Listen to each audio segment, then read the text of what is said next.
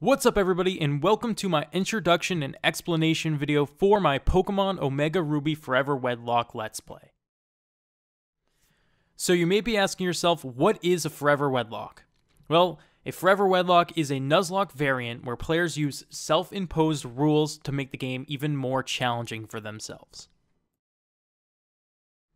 More specifically, it combines the standard Nuzlocke rules with the rules of an everlocke and a wedlock. Okay, so now you're probably wondering, what are these rules you keep talking about? Well, the standard Nuzlocke rules are 1. You can only catch the first Pokemon you encounter in each new route. 2. If a Pokemon faints, it's considered dead and must be boxed or released. And 3. You must nickname all of your Pokemon. Now, there are some clauses you can add to this, but we'll get into that later. So with the everlocke being a variant of a Nuzlocke, the same rules as the Nuzlocke do apply in this situation. But on top of that, an everlocke makes it so that you can only evolve one Pokemon per gym badge you earn. Other than that, your Pokemon are at their most basic form. It's suggested that you have them hold an Everstone so that they don't evolve, and so you don't have to constantly slam that B button to stop them from evolving. Now, Wedlock rules are where things really get interesting. Your Pokemon are put into pairs or partners, and once in battle, your Pokemon can only be switched out for its partner. This includes upon death.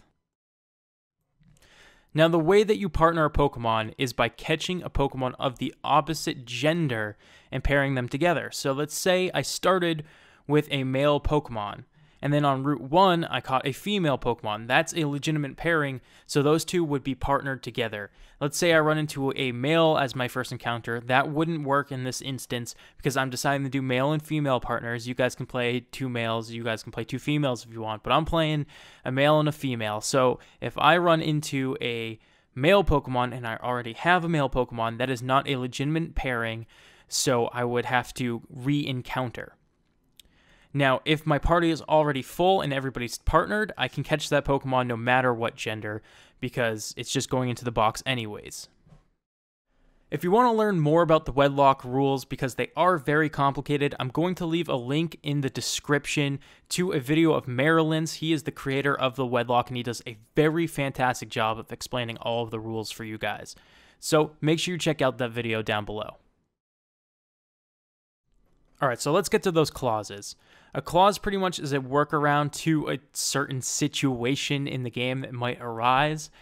So a dupes clause is when you encounter, as your first encounter, a Pokemon you've already previously caught of the same species or anything, which makes it so that you can now encounter again since you already have that Pokemon. I will be using a dupes clause for this LP.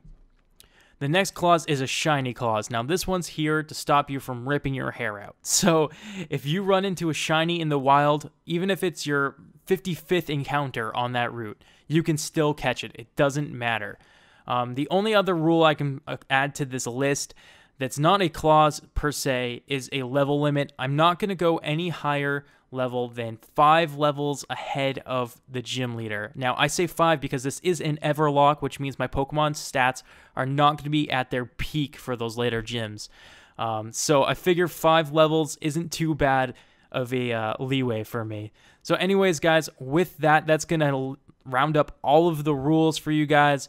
Make sure you hit that like button, and I appreciate you guys watching this. Now you guys know all the basic rules I'm going to be following for my LP. So I will see you guys in Hoenn. Peace out, lovebirds.